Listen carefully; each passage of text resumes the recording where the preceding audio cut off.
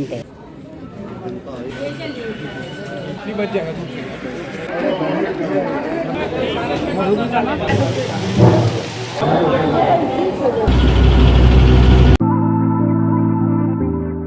Hello everyone, welcome back to my channel. आज मैं आपको लेके जाऊंगी माँ कामाख्या मंदिर के ब्यूटीफुल दर्शन के पूरे जर्नी के साथ।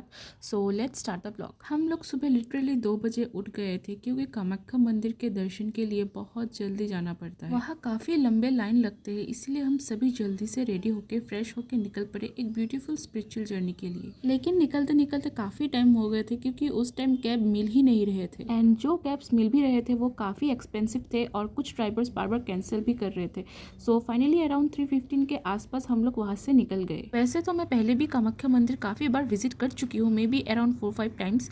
एग्जैक्ट काउंट तो मुझे भी याद नहीं रहा, लेकिन हर बार यहाँ आके एक अलग ही पीस और पॉजिटिव फीलिंग मिलती है। एक टिप दूँ तो अगर आप कामाख्या मंदिर विजिट करने का प्लान कर रहे हो तो ट्राई करो कि बहुत सुबह ही निकल जाओ। अगर आप अराउंड 2 या 3 बजे तक पहुंच जाते हो तो मोस्टली आपका दर्शन मॉर्निंग में ही कंप्लीट हो जाता है। वहाँ पहुंचने के बाद हमने पहले पूजा की सामग्री ली जो मंदिर के पास इजीली मिल जाते हैं। उसके बाद हम लाइन में लग गए और ऑनेस्टली इतने सुबह आने के बाद भी लाइन बहुत ज्यादा लंबे थे। अराउंड 4 बजे इतनी भीड़ थी कि हमें काफी देर लाइन में वेट करना पड़ा। और यहाँ मुझे एक बहुत ही प्रिटी सा फ्लावर मिला था। ऑनेस्टली मुझे इसका नाम नहीं पता, अगर आप लोगों को पता हो तो प्लीज कमेंट में जरूर बताना। मैंने इस फ्लावर को अपने एयर के पास लगाया and it look so aesthetic. Line में वेट करते करते अराउंड 7 बज गए थे एंड मुझे ना बहुत ही ज्यादा नींद आ रही थी, तो मैंने ना वहाँ का चाय ट्राई किया। ऑनेस्टली मैं ज्यादा चाय नहीं पीती, लेकिन उस टाइम ये चाय बहुत ही ज्यादा टेस्टी था। और जैसा जैसा टाइम बढ़ता गया वैसे ही भीड़ भी ज्यादा बढ़ते गए। जनरल दर्शन के लिए काफी लॉन्ग वेट करना होता है एंड लाइन भी बहुत बड़ी होती है। एंड वीआईपी दर्शन में कंपैरेटिवली इतना ज्यादा टाइम नहीं लगता, लेकिन जनरल लाइन में पेशेंस तो डेफिनेटली चाहिए होता है। छोटी सी एडवाइस ये भी है, लाइन में खड़े होते वक्त थोड़ा केयरफुल रहना, क्योंकि कभी कभी भीड़ की वजह से लंबे लाइन को लेकर लोग आर्ग्यू भी करने लगते हैं। सबके साथ नहीं होता है, बट क्राउडेड प्लेस में ऐसा काफी कॉमन है। फाइनली हमारा दर्शन भी हो गया था। मंदिर के अंदर शूटिंग अलाउड नहीं था, इसीलिए मैंने फोन बैग में ही रख दिया था। दर्शन के बाद दीदी और जीजू ने अपने पुराने मन्नत के अकॉर्डिंग रिचुअल्स कंप्लीट किए। रिचुअल्स कंप्लीट करने के बाद हम लोग वहाँ और भी छोटे छोटे मंदिरों के दर्शन के लिए गए हुए थे। कामाख्या मंदिर के अंदर ऐसे कई सारे छोटे छोटे मंदिर है, जैसे कि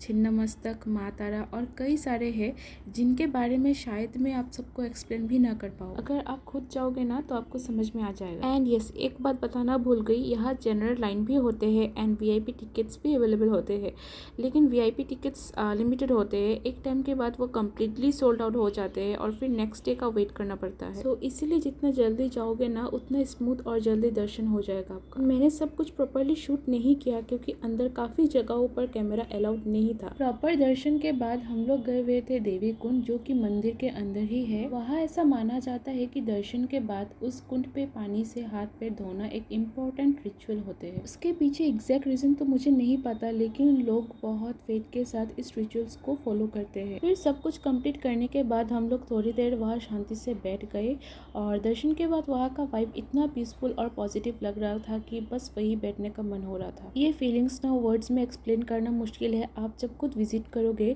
तब उस स्पिरिचुअल एनर्जी को ट्रूली फील कर पाओगे। हम लोग अराउंड 10:30 बजे मंदिर से बाहर निकल रहे थे और तब तक वहाँ की भीड़ और भी ज्यादा बढ़ चुकी थी। बहुत सारे विजिटर्स तब तक मंदिर आ रहे थे और पूरा एरिया काफी क्राउडेड हो गया था। बाहर बहुत सारे शॉप्स भी लगी हुई थी जहाँ से आप पूजा आइटम्स और काफी सारे चीजें आप एक्सप्लोर कर सकते हो। एंड जिस टाइम हम लोग कामाख्या मंदिर गए हुए थे ना, उस टाइम ऑनेस्टली बहुत ज्यादा गर्मी थी। हम लोग अराउंड जून के स्टार्टिंग में गए हुए थे और वेदर इतना ज्यादा गर्म था कि क्या ही बोलो।